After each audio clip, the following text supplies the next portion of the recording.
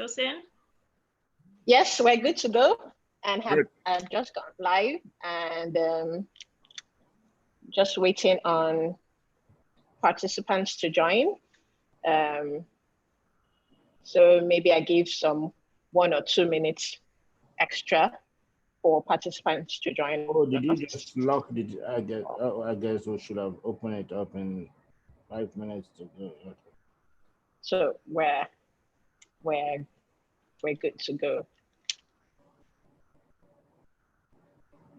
Okay, so live.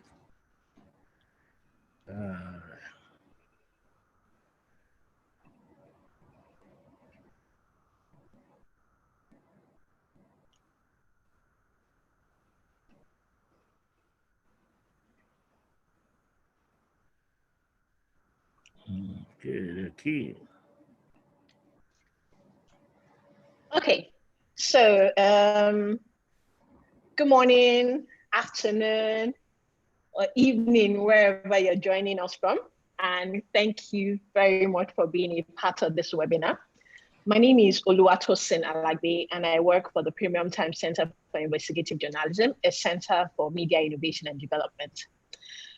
As we all know, journalists all over the world have been attacked, harassed, imprisoned, and threatened just because they're doing their jobs. Sadly, some of them have been killed in the pursuit for truth and while holding power to account. Some have even vanished without a trace, and this is very sad. Examples are Mr. Dar in Djibouti, who was illegally detained, and his family and colleagues were harassed and intimidated. Another instance is journalists in the US while covering the Black Lives Matter protests who were attacked and arrested and charged to court while doing their job. Another instance is in Guinea-Bissau, where Radio Capital FM station was vandalized by unknown armed men. And just recently in Nigeria, Mr. Charles of Daily Trust was verbally attacked for asking a question at a press conference. So several countries have committed to the safety of journalists and the decriminalization of media reporting on an international level. So they've signed treaties, they've signed resolutions, they've signed declarations, but have made they've not really implemented these commitments to protect the media space and journalists in their countries.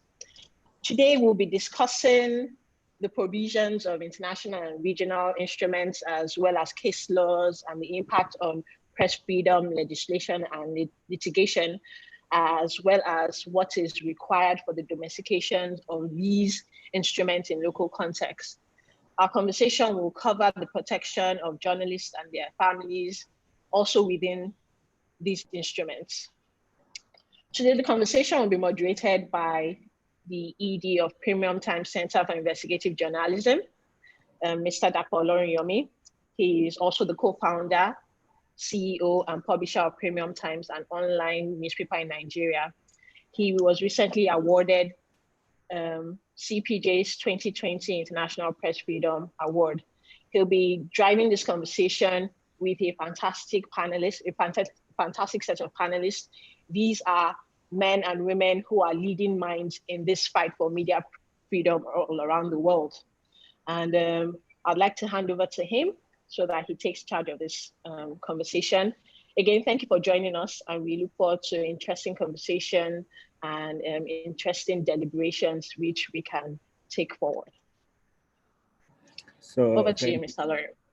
Thank you very much, Tosin. I also like to, in the name of the center, to thank all our panelists, most distinguished from all over the world. I was speaking earlier, and I know just how crowded your schedules can be.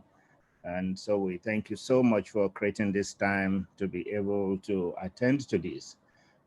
Without doubt, this is perhaps one of the biggest issues that's affecting journalists in the world today. We are totally in a new environment. But before we go into all that, I would like to introduce our panel. a panel of very distinguished freedom of expression artisans. And I'd like to start first with Ms. Osai Ojigbo. Ms. Osai Ojigbo is a lawyer, a gender equality advocate, and human rights expert with a special interest in the African human rights system. Currently, she's the country director of Amnesty International in Nigeria. And prior to joining Amnesty, she served in various roles with Oxfam, including as interim Pan-African Director of Oxfam's Great Britain's Pan-African Program. She was the coalition coordinator for the State of the Union Coalition, a human rights observer to the African Union mission to Mali and the Sahel, and Deputy Executive Director of Alliances for Africa. She's well-traveled and widely published, contributing to various publications, including the Commonwealth Law Journal, the African Union Echo, which is the newsletter of the African Union Commission, These Day newspapers, the East African, and Agenda. Mrs. Ojigbo is a member of the Association of Women in Development and the West African Women's Election Observation Team. She, of course, is a member of the Nigerian Bar Association and a life member of the Pan-African Lawyers Union. She's also a coordinating editor of the Open Global Rights and a mentor to Mandela Washington Fellows. She sits on the Global Advisory Council of the Institute for African Women in Law, and she holds her law degree from the University of Lagos and another master's degree from the University of Wolverhampton in the United Kingdom. We really welcome you and thank you so very much. Mr. Kolaole, I just called him the lush bearded Kolaole now. He studied and graduated from the eminent Obafemi Awolowo University in Ile-Ife with a degree in law and had 6-year practice in the law firms of Wall and Ace before joining as deputy director, the Social and Economic Rights Advocacy Project, SERAP. Mr. Oluwadare is a redoubtable human rights and anti-corruption advocate who has passion for social action litigation and has been actively involved in pro bono litigation for the Lagos Public Interest Law Partnership, among others. Today, as SERAP Deputy Director, he oversees the Advocacy and Litigation Program. He is also a fellow of the Institute of Management Consultants and is a certified management consultant. Mr. Oluwadare, for those who know him very well, is an avid lover of the arts and writes poetry. I'd like to introduce next a very good friend and partner, Leon Williams. Leon was appointed director for the Free Press Unlimited in 2011 and as chairman of the board of directors of Free Press Unlimited. He focuses on strategic development and acquisition as well as on innovation. Since 2011, the Free Press Unlimited has been working in over 40 countries worldwide. Mr. Williams initiated the open source-based Internet Protection Laboratory with partners that resulted in the Storymaker mobile reporting app in 2013. In 2015, the Free Press Unlimited organized a global whistleblowing conference in partnership with the Whistleblowing International Network, where he presented the Dutch collaborative whistleblower platform, Publix. The project resulted in dozens of weekly anonymous leads from the public, prompting hundreds of publicized stories in all mainstream Dutch media, dealing with government abuses, tax evasion, and corporate malpractices. Its success has led to similar collaborative whistleblowing projects in Mexico in 2015, Indonesia in 2017, and Nigeria, for those who are familiar with the Leaks NG in 2018. Before joining the media development world, William had worked for the United Nations and served the Dutch Public Broadcasting Services, specializing in conflict reporting and development issues. His expertise includes strategy development, media development, and innovation. And he is a member of the steering committee for the Global Forum for Media Development. You're welcome, a very good friend, William. My next guest is Mutoki Mono, and she is the Sub-Saharan African representative for the Committee to Protect Journalists, CPJ.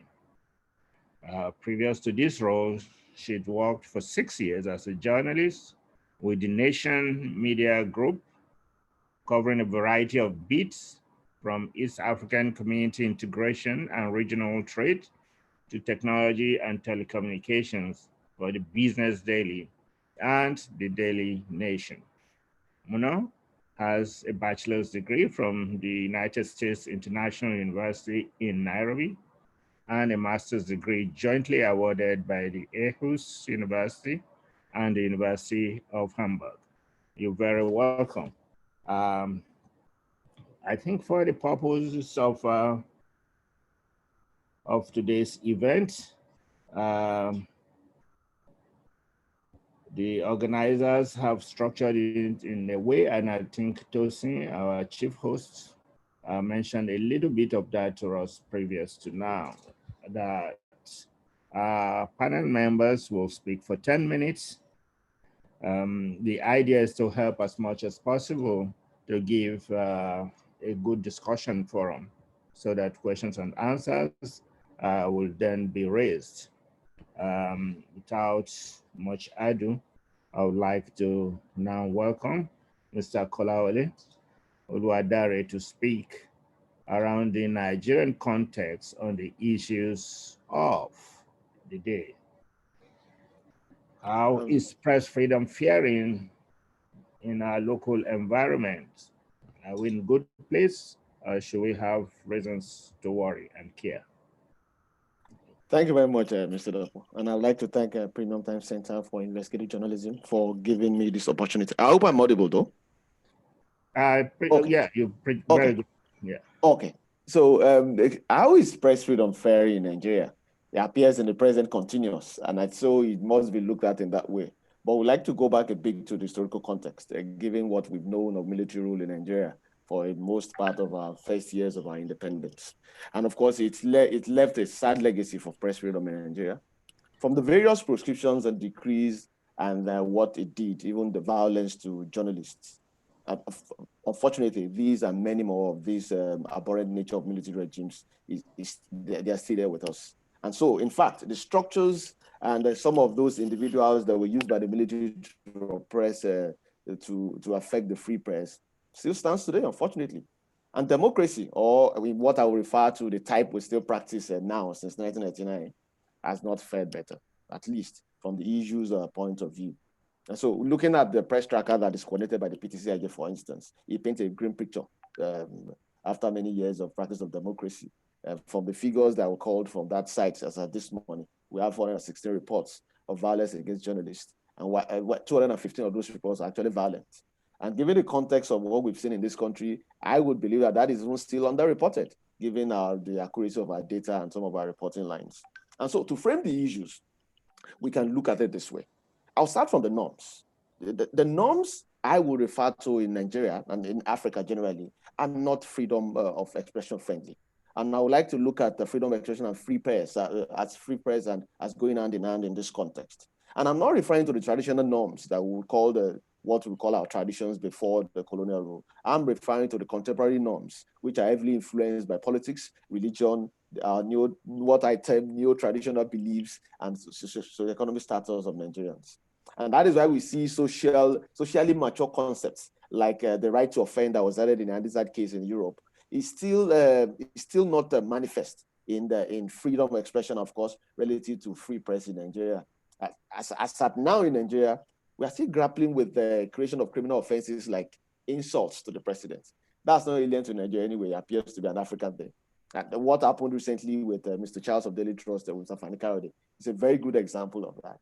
To think that Mr. Fani Kayode is a former public officer, and then it speaks to the fact that what if he was a serving public officer, one would have expected much. And we've seen what the National Broadcasting Commission did recently, even sending letters to media houses as to what they term as offenses against the code, that's the NBC code, of insults to leaders.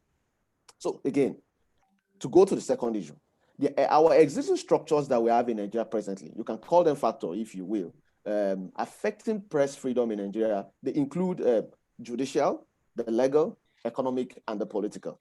And I will just look at this briefly in detail. Now, looking at the judicial, that goes to the court judgments we've had over the years. Our judicial processes and systems, and all the various issues that flow there too. The issue of Samuel Gundipe of Premium Times, which you are all privy to, is one case in point. IGWala is still in prison as we speak, based on the conviction of criminal defamation, which of course doesn't even make sense in our laws at this time anyway. And then we see the cases of Showore and Agbaja Lingo. Some would argue that Showore's case is not a journalist, but that would not stand. And that is why I say freedom of expression and free press must be considered hand in hand. Of course, within the dynamics that both play differently to each of those people practicing in those areas. You can see the charges in Nigeria under the Terrorism Act, for instance, where we see witnesses giving evidence behind screens. And so that brings the question, how can you confront your accuser? How can you elicit cross-examination for trial lawyers, for instance, when you cannot even see the countenance and the demeanor of that witness? And even the accuser, who has been given the benefit of attending trial under the Nigerian Constitution, cannot see those who are giving evidence against him. And looking at the legal in this regard now, those speaks to the laws. So we have the Cyber Crimes Act, we have the Official Secrets Act. I wonder what secret is anything official anyway. I've always found that Official Secrets Act has never made sense to me. So we have Section 24 of the Cyber Crimes Act, for instance, which, despite all the uproar that's greeted the enactment of that act, we've seen it used over time against not only journalists, but against the freedom of expression of the average individual who is perceived as expressing his critical views of governance. We have the penal code. We have what is termed as criminal defamation. When we all know that defamation is a tort, at best, it will be a civil wrong, and the damages would of course lie. But it's been criminalized in our laws, and it's yet to be expunged, and that is a problem. And also we have the provisions of the Electoral Act. Having gone through several amendments in recent times, one would have thought that the provisions that we find in Section 100 and 101, for instance, would have been expunged, which places an obligation and criminalizes with penal fine for media houses that, as the law is framed, does not give equal opportunity or equal time for political hearings. And then the question is, if someone comes on my show and wants to advocate about this political platform, am I obligated to invite a second, a third, or a fourth person? And in Nigeria, for instance, where we have multiplicity of political parties. So if a political party was to come on my show, the question is, am I obligated to invite 20 other political parties to give them the same slot, even when they've not approached me or paid for airtime? And those are criminal, those are serious issues that must be interrogated from that particular provisions of the Electoral Act. And they speak of within the historical context of sedition law, for instance, Section 50 and 51. Of course, the court has done the needful by setting aside those provisions by the famous case of Chief Atonwako against the former governor of Anambra State, Chief Nwobodo. So that has laid that to the rest. And that is what we should see more of judicial activism in this area, striking out these repugnant or offensive sections of these various laws that we have mentioned. And we've seen even like the supervisory and regulatory role mechanisms, like the NBC code, for instance, has been used over time as a tool against press freedom. And that is why we've seen the latest, what we call infraction, that Nigeria Info FM has been punished for by the directives of the minister who had made the 6th edition of the National Broadcasting Code. And it's deemed that in offending that provision, they have to be penalized to pay 5 million. And that critically raises a very important question about some provisions of that NBC Act. That is at the Section 2, 1 subsection H, that gives the power to the commission to make the code. But that itself is not the challenge. It is the power of the commission, that is the NBC in this regard, not only to be the accuser, but to be the adjudicator and ultimately the executor. So when they decide that you have offended the provisions, they decide your culpability or not, and then they go ahead to carry out the punishment. Within a climate like Nigeria, that does not speak well for freedom of expression and free press freedom. And so that is something we're working on the setup with some group of people to see if that can be legally challenged within the court system. And we're very hopeful that the judiciary will do the needful, and of course, addressing these issues as we go forward. And looking at the economic aspect of things, we can see the structure of media ownership in Nigeria appears to be lopsided, not necessarily along ethnic, religious, or tribal lines, but the economic power is concentrated. Of course, one can argue that's an offshoot of capitalism, but within the context of that, the widening gap in Nigeria, it does not help free press. And that can be seen again from the aspect of Mr. Fani Kayode's outburst, given asking, using the economic status and power and poverty as it is, as a tool against the freedom of expression, and someone to ask an innocent question, which is just simple, by the way. Who is bankrolling your trip? It could have been a yes, it could have been a no, it could have been an expression. I don't like that. But going ahead to insult that, and what all this does, and that is why this must be addressed, is it creates an environment of psychological fear that even in asking questions going forward, you're careful, you're balancing the odds about whether to ask those kind of questions or not. And looking at the political aspect, I know that, it's just so that we balance, and you're going to come in again. Our idea, of course, is that we'll bring in as much, we'll create so much time for you to be able to do this. With your kind permission, let me just pause you a little bit here so that we can trigger in. But before I call on Mutoki, just indulge me a little bit to introduce our last panelist. And I made a mistake, and so I didn't introduce her the first cut. But we are happy and grateful to be joined by Saba Ashraf. She is a solicitor since the year 2013 and had joined the Media Defense, the Legal Defense Initiative in 2018. She previously practiced in the area of criminal defense, extradition, and civil litigation.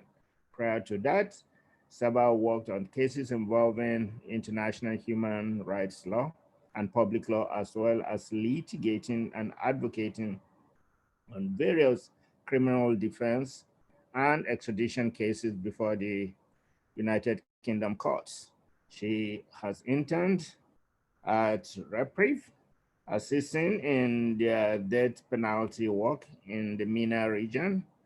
Saba holds a bachelor's degree in science, as well as an LLB, another degree in law. She's fluent in Urdu and conversational Arabic. I'm so sorry, Saba, for missing out in the first case. We're happy to have you, but in the interim now, I'd like to call my very good friend, Mutoki, who gives us an African perspective of the issues we are dealing with and helps us set the African Union within the context of freedom of expression norms, whether they are adequate, where do we have to come in if we need to make remediation, and so on and so forth. Mutoki. Well, thank you so much for having me here. I do feel a little bit like the junior colleague, and I look forward to learning a lot from all the esteemed panelists. I'm very excited to be here to discuss this with you. In terms of talking about what's going on in the continent, the first caveat I have is that I'm going to be talking about Africa south of the Sahara. We can talk about those geographical categorizations later and how appropriate they are, but that's where I'll contain myself. In terms of what we're seeing as CPJ, I'm usually cautious about talking about regression or progression. But what I would like to focus on is the trends, a couple of worrying trends that we're seeing in the region in terms of press freedom. And the first one, I'll speak about three specifically, but the first one is on aggressive regulation of the online space. Governments in this region seem to have realized that the old tools of censorship no longer work in the age of Twitter, in the age when anyone can open a blog and comment on politics. So they're very much trying to aggressively use existing regulation, adapting it to the online space, or trying to enact new, incredibly problematic regulations. We've seen this, I would say Tanzania is the unfortunate exemplar of this, where currently you need a government license to register as a blogger, where if you decide to talk about the weather or the drought online, you need government approval before you do that. And we've already seen bloggers and journalists prosecuted under these problematic legislations. We're seeing countries like Kenya using the problematic Cybercrime Act, and also similarly in Nigeria, to come after people who speak critically of the government. And we're also seeing it in Ethiopia with where an attempt to tackle hate speech and disinformation has led to the passing of a very worrying and problematic law that already has been used against at least one journalist. The second issue I would like to just highlight very quickly is that it's the issue of cycles. In this region, press freedom in many countries really depends on the political cycles. And we're likely to see journalists being cracked down upon at moments, maybe a moment just before transition or before elections, or when domestic politics are really heated.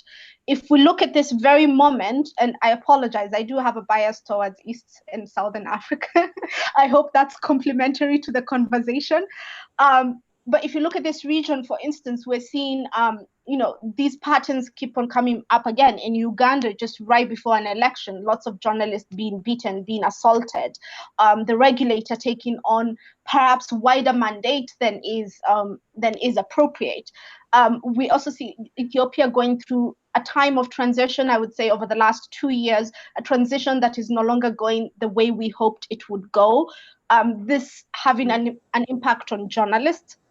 And currently at CPJ, we've documented about 8 journalists and media workers who are currently arrested at this moment in Ethiopia, accused of incitement, accused of even illegal communication equipment usage.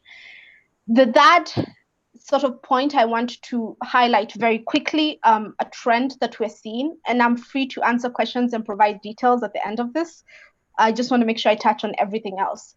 But that point is about the COVID-19 pandemic. This is something that has rippled all through our lives. I assume many people on this phone call are joining maybe from their living rooms, from their libraries, from their kitchens. It has rippled through every facet of our lives. And unfortunately, it has had, based on the research that we've done, has had a very detrimental impact on press freedom and journalist safety in Sub-Saharan Africa in a number of ways. First, the restrictions that governments are putting in place, whether that's curfews, whether that's requiring social distancing and smaller meetings, are being used in a way to also restrict the ability of journalists to report. We've had places in Kenya, for instance, where journalists have been beaten, apparently because they breached curfew. Yet the president has been very clear that journalists constitute essential personnel.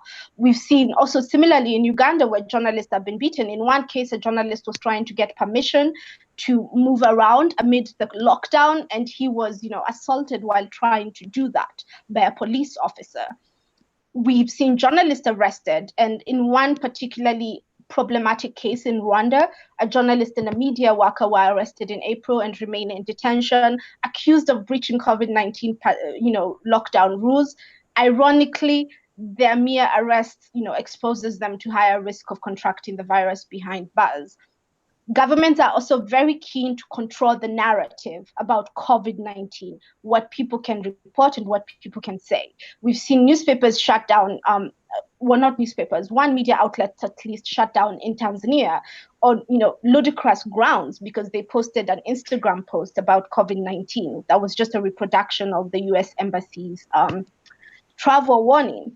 And we are also deeply, deeply worried about what the pandemic means for journalists who are already arrested. Some of them are being arrested, and held for several days during the pandemic. And that's a concern because people behind bars cannot social distance. But we're also worried about journalists who've been arrested for longer periods before the pandemic in places like Eritrea, in Rwanda, in Cameroon. What is going to happen to their health? Who's looking out for them? Now, at the end of your question, if I understood you properly, you mentioned, the African Union system and whether the regional standards stand up to master. I think that's what you said. Absolutely. Okay, so I mean, for me, the question is, and perhaps this is because I'm not a lawyer and I'm not placed to do proper legal analysis, but the question is not whether these are adequate, but whether they're adequately implemented. And I think this is something that was alluded to by the previous speaker. I mean, if you look at the, looking from the ICCPR and also conventions within the African Union and the African Charter, as well as the most recent declaration in November 2019 on freedom of expression and access to information coming from the ACHPR, there are progressive regional standards and even sub-regional standards. Like in the East African community, you see the treaty having provisions on good governance that have implications on press freedom. If you look at the West African region, the ECOWAS Court has been very progressive about handing down decisions that are friendly to freedom of expression. The question for me that is more important is how are these translated at the domestic level? And one of the things that we've seen that is that these regional and sub-regional and global standards are not completely paper tigers, because we've seen in instances like, for instance, criminal defamation after Pansit Lakula's campaign in 2010 to have countries in the region repeal criminal defamation and insult laws. We have seen some countries step forward. Kenya has declared criminal defamation unconstitutional. I think Lesotho did the same. I think we also saw similarly in Zim. But then at the same time, there is resistance and there is regression.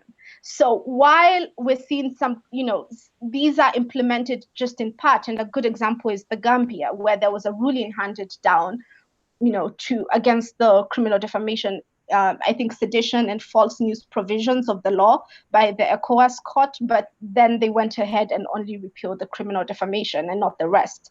In Kenya, while criminal defamation was declared unconstitutional, we're seeing it trying to be introduced through a back door, in terms of cybercrime regulation, sections of which really look eerily similar to criminal defamation. So for me, the question is really like, how are these standards translated at a local level? Where is the resistance?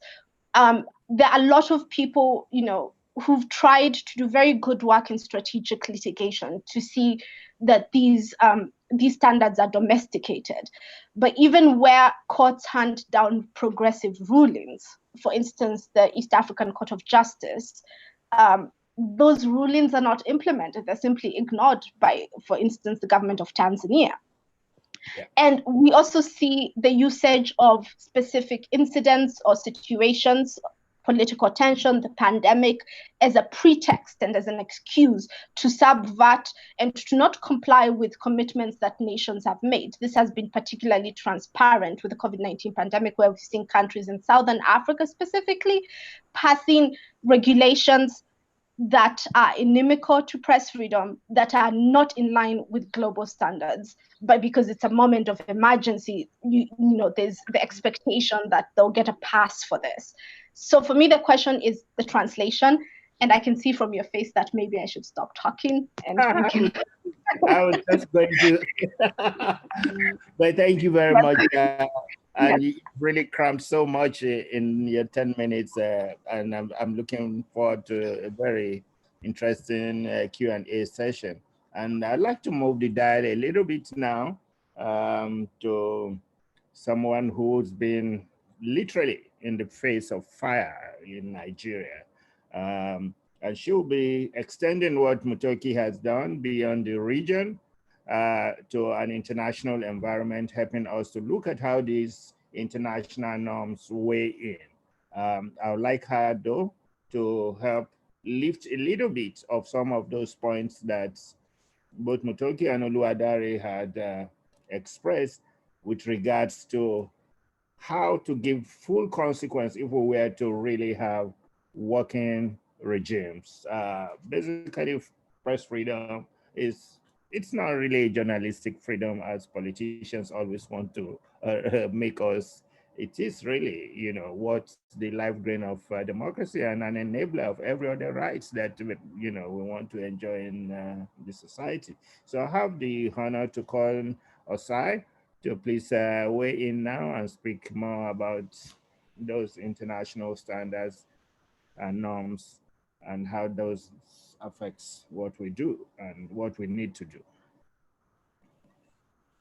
Thank you very much. And I also want to join my voice to thank Premium Time Center for Investigative Journalism for this opportunity, and for my co-panelists that have gone on before for actually setting the ground to continue this conversation. We cannot talk about press freedom without talking about the broader human rights that it's derived from, which is freedom of expression. And for many of us that work in this field, and for most journalists and media practitioners, everybody would have heard of Article 19 of the International Covenant on Civil and Political Rights, which is essentially the main international treaty on this. Of course, we also have Article 19 in the Universal Declaration of Human Rights. And I just want to spend a little bit more time to just interrogate what the ICCPR is actually providing for us as the foundation of press freedom all over the world. So it's not just about everyone speaking up, but that everyone has a right to hold an opinion without interference. A lot of the pushbacks we're seeing today is because of opinions, of analysis that the press has been able to bring out there into the open. And the question often is it the fact? Is it the truth? So we have a place for the facts and we have the place for opinions, but everyone has that right to hold the opinion. The second thing is that in exercising our right to freedom of expression, it encompasses the right to seek information, to receive, and to also disseminate this information in any format, either orally in writing form or in any media of our choice. And so it means this right has also transcended into the internet space and to the current digital space that we are all in. And it seems this new frontier now is a cause for concern, but the right still remains. And the medium that is chosen to disseminate is still protected under international law. If we go further, we look at what does it mean in actual effect, the right to freedom of expression, which by extension also covers press freedom. The General Comment 34 by the UN Human Rights Committee was very clear that a free, uncensored, and unhindered press or other media is essential in any society to ensure freedom of opinion and expression and the enjoyment of other covenant rights. It constitutes one of the cornerstones of a democratic society. The covenant embraces a right whereby the media may receive information on the basis of which it can carry out its function. So without the full realization of the right to freedom of expression, the press is not able to carry out its work. And so the press, in my view, carries two cloaks. One, a human right, because as human beings, we all have rights to freely express ourselves, to hold opinions. And two, a duty to every one of us to ensure that the information that is out there in the public interest and is available to make us make decisions and to form opinions of our own in order to better understand the context and the issues that we're dealing with. My co-panelist Elliot also alluded to some of the instances that are happening in Nigeria and in the broader African context. I would like us to delve a little bit deeper into what does this mean for us in Africa, for example. Recently, the Economic Community of West African States Community Court of Justice, the ECOWAS Court, passed a decision. Amnesty International Togo and a few other organizations had challenged the internet shutdowns that happened in Togo around when people were agitating for a change in government. And the court held that the agitation was within the rights of the people of Togo. But most importantly, the government had no rights to shut down the internet. And we've seen that this is a pattern we're seeing. We saw it in Cameroon a few years back. So the use of using state machinery in order to stifle the dissemination of information in this context needs to be something that is viewed very strictly. And so into the era of digital rights now, which seems to be the medium of choice for most people in terms of accessibility, but also in terms of the fact that the world is now really in your bedroom. You can check news from all over the world. It is crucial now that the international norms and principles and treaties that our countries have signed up to are held even with much value than ever before. Because oftentimes the argument is that the information being disseminated is going to affect national security, is constituting or inciting violence, without actually addressing what are the key points that this message hopes to achieve. If we look at the Declaration of Principles on Freedom of Expression in Africa, 2002, which was a declaration, body of principles that was signed up, that the African Commission on Human and People's Rights brought forward. You would find in Article 12 that it talks about how states, it recognizes the fact that states could try to use criminalization in order to limit free speech. And it went further to say, no one shall be held liable for true statements, opinions, or statements regarding public figures, which it was reasonable to make in the circumstance. The climate we're seeing now is that public figures don't even want you to comment at all about what they're doing, which weakens accountability all round. And at the same time, they need to understand that they have, because they're in the eye of the public, that they need to have greater awareness that criticism comes with a job, it comes with a role. And you cannot create sanctions like in the case we've seen where people are afraid to talk because of defamation or in case they are insulted, like in Nigeria that happened recently to Mr. Charles of Daily Trust when he asked a question at a press conference. Those acts have potential to inhibit freedom of expression and to freely disseminate this information. So going beyond the shores of Africa, we are also seeing a trend in many countries across the world. Recently, in Hong Kong, many people have been faced with a new national law, which is now challenging people who want to speak up on issues that might be considered controversial to the government. And journalists and media practitioners are actually bearing the brunt of it. A few media houses have been targeted, journalists have been arrested, and most interestingly, we're seeing another tool being implemented. Journalist visas are being revoked. So without even going direct to say, oh, you've said something and we're arresting you, they're not even allowing you into the country anymore so that you don't even have the chance to see for yourself. So they can challenge your authorities to say you are not there. How did you know what happened? So they're even going outside of the normal protection of the law to use regulations, immigration, and other practices in order to inhibit the practice of journalism. You even go further beyond so-called southern countries, global southern countries, and we look to the global north. We're also seeing it. We've seen instances in America where certain media houses are prevented from having access to certain briefings because they are considered too critical of the president, or their views too liberal or too dramatic for them to manage.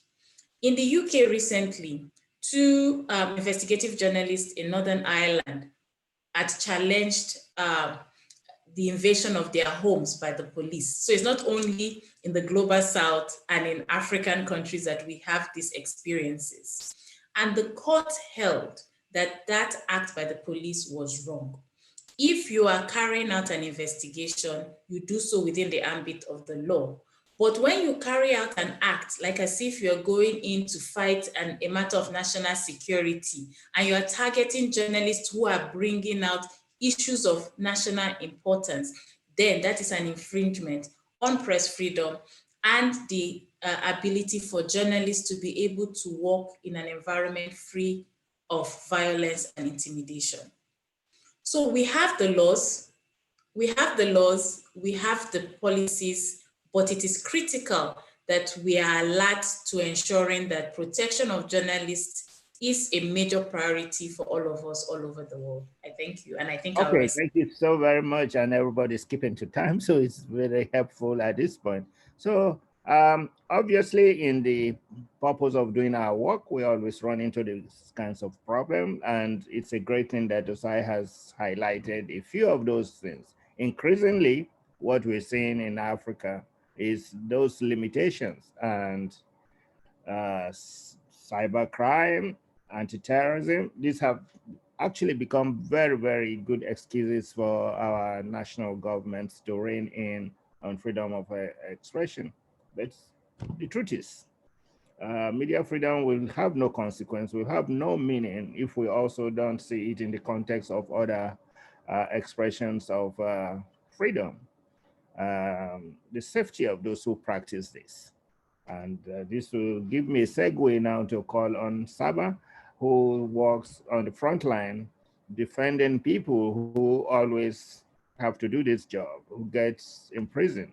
So obviously this is a job we can't do without public interest lawyers. So for this reason, I would like to call a very good friend, Saba Ashraf, to please weigh in on this issue. Thank you. Welcome. Thank you.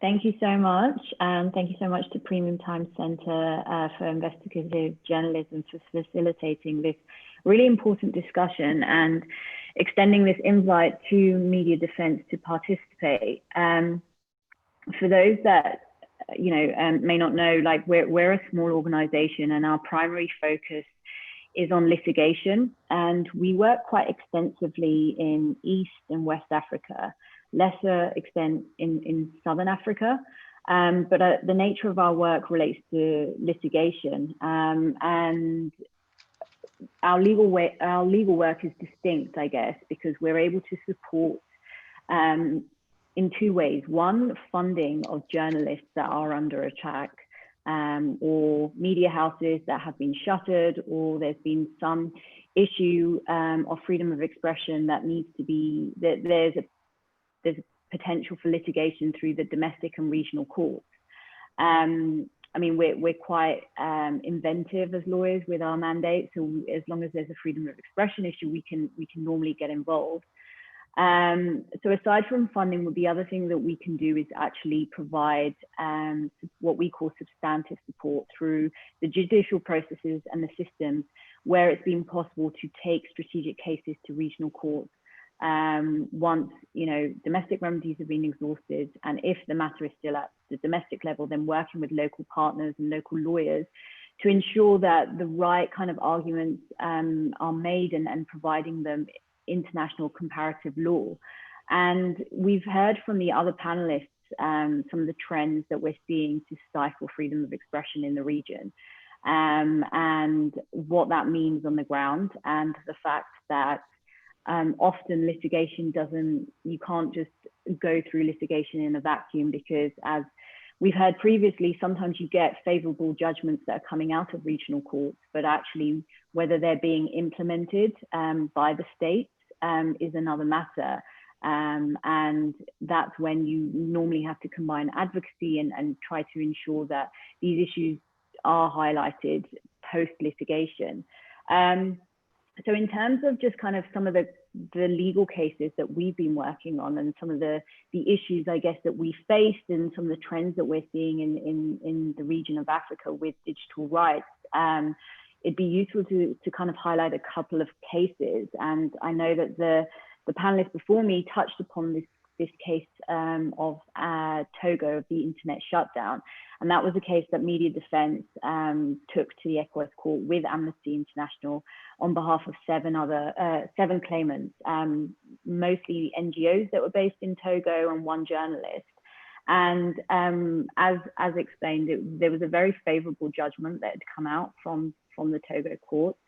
And what was interesting for us as litigators was when the matter went to the court, the kind of argument, we were discussing ways in which to challenge the fact that the internet had been shut down, and we were trying to get in, experts to try and produce reports to show that the internet had been kind of suppressed within the region.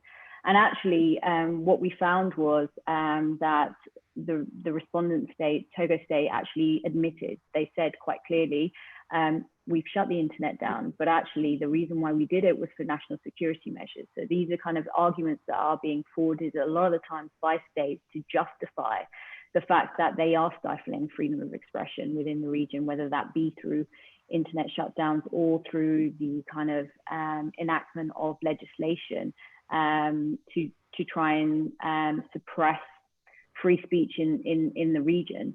So their argument was national security, and as mentioned by the previous panelists, the issue for the court to determine whether freedom of expression had been violated was to look at whether that had happened and whether it was within the legal framework, whether there was justification within the legal framework. And actually, interestingly, there was no legislation in place at the time by Togo that allowed for the shutdown to happen.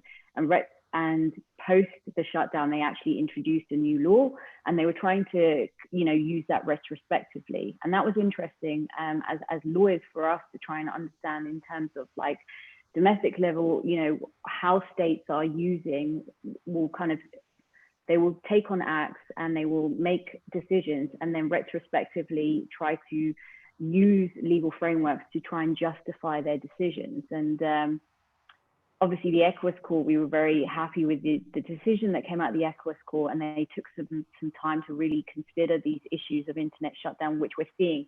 This is one of the trends that we're seeing in Africa and in wider globally, that is being used to kind of stop the passing of information at integral points, whether that be during elections or during some sort of constitutional reform.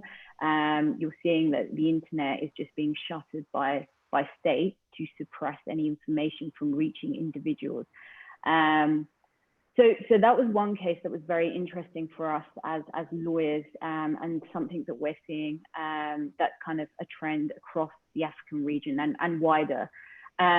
The other case that I think everyone's talked about as well, and one of the things that we're seeing is the enactment of these kind of cybercrime legislations. And again, very recently, we saw the ECOWAS court again give a very favorable judgment, whereby we supported the local lawyer that was challenging Section 24 of the cybercrime law in Nigeria, on the basis that it contravened the Constitution of Nigeria, and it was also wasn't in line with international standards. So, I mean, Section 24 of the Act actually criminalizes the sending of any online message that was seen to be grossly offensive, pornographic, or of indecent, obscene, or menacing character.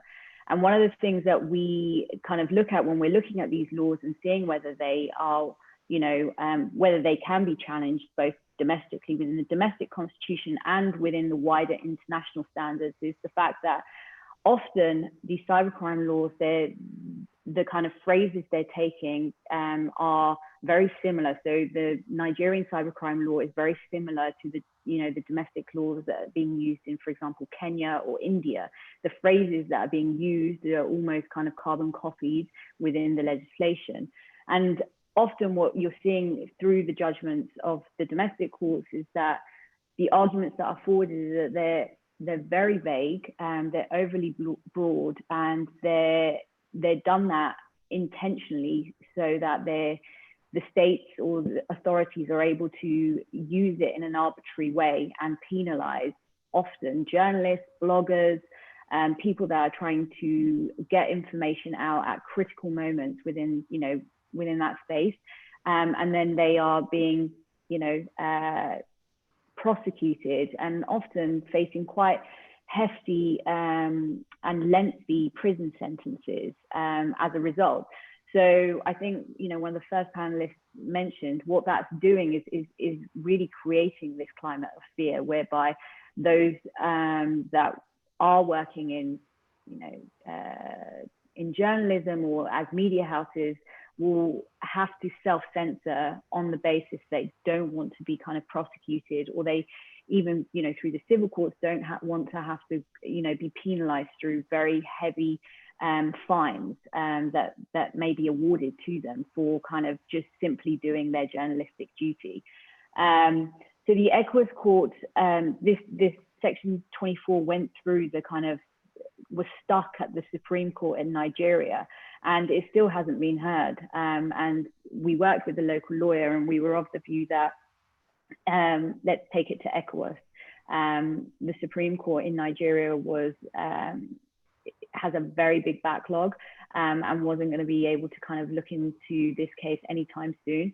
And actually, with, you know, the previous judgments in Farge versus Gambia, etc., the ECOWAS court has kind of given quite positive judgments. So it was a case of kind of taking this to ECOWAS on the basis that Section 24 was inconsistent with Section 39 of the Constitution of Nigeria, and kind of arguing that actually the kind of the provisions are very similar to other regions, Kenya and India, as I've mentioned. And if we are able to get like a favorable judgment within Kenya, that would have a wider impact across the region and just more globally that, you know, that we can take from. And very recently, I think in mid-July, the ECOWAS court actually gave judgment on this case. And it noted that Section 24 was in violation. If you can just fast track on that point, and then I'm sure we'll have more time to come to talk more on that. Yeah, great. Okay. Oh, all right. Thanks so much. Well, the last but not the least on the panel is Leon. Leon has seen it all. And the great thing, of course, is also that he's worked within the UN system as a development worker, and also as a journalist himself, and actually has also helped in the whole construction of the SDGs to help make the case how the freedom of expression is so consequential to the whole project of democracy building and of development in itself. So I'd like to call on William now to please share his perspective with us. Thanks so much, Dapo, and thanks for inviting me to this excellent panel. And I actually wonder, after hearing all this, whether I have a real addition, but I'll try to do the best I can. I want to follow up and thank OSAI actually for highlighting that the problem we're discussing is a global problem. Actually, as we speak in this week, the budget discussions in Dutch Parliament are happening. And journalists, one of the things that is on the table is the problems related to climate and the fact that the farmers, unfortunately, it is a bit of a cliche, but you know that Dutch cows produce a lot of milk, but they also produce a lot of other stuff that actually poisons our landscape. Yeah. And so we need to have less cows, but the farmers are in protest. And one of the typical incidents that is happening at the moment in the Netherlands is that farmers with their tractors go to the National Broadcasting Center and actually block and attack journalists, prevent them from doing reporting, which if it would have happened in Belarus, would have created, attention of CNN and probably Al Jazeera and others. Whereas when it happens in the Netherlands, people are saying, oh, well, we understand the farmers. And so, there are different contexts and different cultural appreciations of tension and pressure.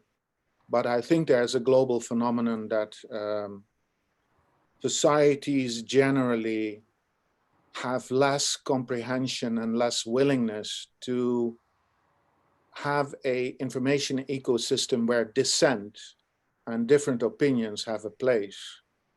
And we see that actually because one of the things, and then I'll go deeper into the added value, but one of the things that we're noticing, we're doing a legal aid support project, and we also have an emergency fund project. And so in 2019, the number of requests that we received globally rose from 225 to 490. And the amount of money that we were asked to spend increased from roughly 100,000 euro of small grants support to a staggering more than 560,000 euros in support. And it shows a little bit how deep the crisis of journalism is. And likewise, I think also very important what previous people, Momo, for example, exemplified, is that the COVID-19 crisis has exacerbated many of the effects. We currently have received and have been able by kind donors to provide face masks to journalists reporting across the globe. More than 7,000 journalists in Venezuela, in Burkina Faso, in Congo, in parts of Asia. So the number of legal requests is also enormously increasing, and you see a real legal battle. But because previous speakers have unpacked that already, I wanted to highlight something which I think is underestimated at the moment, which is, the first speaker spoke about economic threats. And I want to speak a little bit about that in the time given to me, if you allow me. We are doing at the moment research into the economic impact of the COVID crisis. Just to give you a couple of examples. In Bangladesh, 60% of the newspapers have stopped publishing as a result of COVID. In Nepal, 50% of the journalists have been fired. I was informed that also in Nigeria, large media houses have fired scores of journalists, hundreds of journalists. This is a global trend that is happening across the board. First indications of survey done by the IFJ and by Facebook in Asia, IFJ globally, also by the European Journalists Federation in Europe, are showing that already 2 months into the COVID crisis, 7% of the media houses have gone bankrupt globally. I'm talking globally. 6% of all the journalists were fired. 50% of the media houses are expecting to have to fire people because of lack of economic revenue. Now, the interesting aspect here and why it relates to press freedom and why it also relates to the Digital Services Act and the social media discomfort and all the issues related to hate speech is that we stand to lose independent journalism, period. We're talking about a potential extinction event of independent journalism. And the research that we're currently doing with our partners is that, especially in low income and very repressive countries, media are tremendously vulnerable because of their lack of income revenue streams. In middle income countries or in countries with moderate press freedom issues, let's say, people have the ability to find diverse revenue streams and they can support themselves. But in, for example, very repressive countries, the kind of digital media that, for example, the Premium Times does so excellently in Nigeria, they're in many cases, in many countries, for 80% dependent on one donor. And you can imagine what that means in terms of independence, in terms of resilience. So this is a truly, it's an extinction event, but the thing why I want to bring it to the table here is that it's an unnoticed problem. We have a global health crisis, we have a global economy crisis, we have a global climate crisis.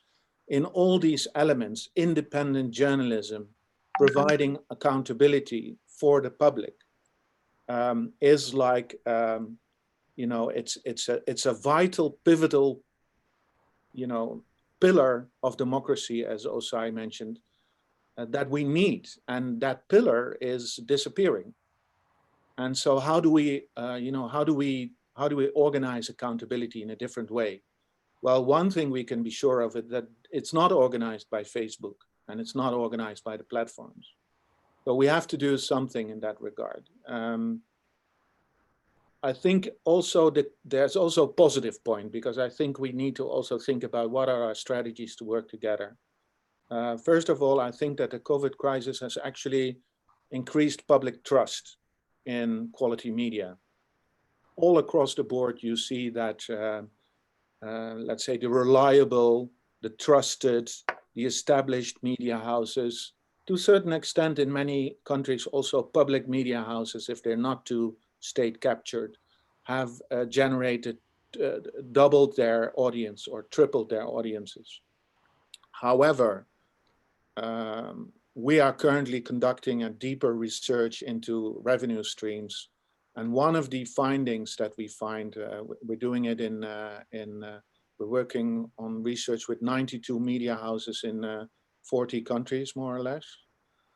And we're looking at how do they organize their revenue streams. And one of the things that we really see is that in spite of the increased readership, reader revenue is not the first, is not the second, in many cases, not even the third income revenue stream. And this is a real problem. So there is public trust, but there's no independent revenue stream, which is why we think that there is an effort needed, a collective effort of all the journalists, all the media sector people, all those that believe in the standards of independent journalism, who want to contribute to accountability of government, to accountable democratic societies, should look into new ways of putting an economic enabling environment in place for independent journalism. For example, by working together to tax those that are not paying tax across the world. You know, by increasing public funding and decriminalizing foreign investment. In many countries, we see that the kind of organization that we have, for example, are not wanted in Russia, because it means that the media house that we support will immediately be labeled a foreign actor, even if it's providing the kind of very necessary accountability and anti-corruption investigation, like the likes of Alexander Navalny and you know, the media around him. So I think that that is a real problem, but I think we can do much if we work together and make a joint appeal on that. And one of the strongest things that I would like to bring to the table is, if we have the public trust, we should work more on aligning our efforts with civil society actors, with citizens that are claiming for their rights, like what happened in Sudan. I mean, in Sudan, the revolt in Sudan was inspired by people wanting freedom of expression and was supported by the few independent media houses that exist, whether they were in exile or from inside, that are trying to voice people's unrest. So there's a strength there.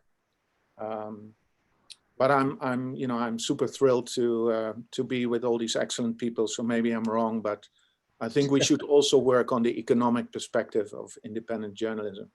Thank you so very much, Leon. And I think this is extremely exciting. That's the direction I would like to take matters to. We know the norms exist. And from what our great panelists have really said here today, we also see how the state sector and other organized sections of the community can work around those norms and make them inoperable. Yet, we also, I think, as all of you have argued, we face the challenge that we will not be able to build democracy, we will not be able to build a good society, certainly not able to build development if we don't put at the heart of it the whole question of the freedom of expression. And I think also those matters have been well and out, whether we can earn media freedom without necessarily earning uh, media pluralism in the sense of its economics and in terms of access and all those issues. I think these are very interesting things that Leon has also brought out. Um, I think the way to organize, I'll encourage our audience to please, as much as possible, just put your questions in the Q&A. I'd like to ask specific questions, just helping us build a progression around this discussion a little bit. So if you put your questions in the Q&A section, then I can ask them. And I see quite a number of them already in. But let me, so Leon is moving in an interesting discussion, the direction, and I want us also to build on. Looking at what each of you have said, if you could just take, say, something like 1 to 2 minutes to say, what then should we do?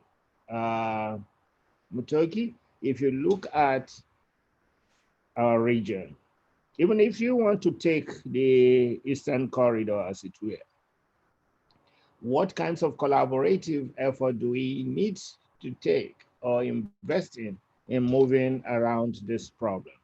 If you need to put 1 or 2 thoughts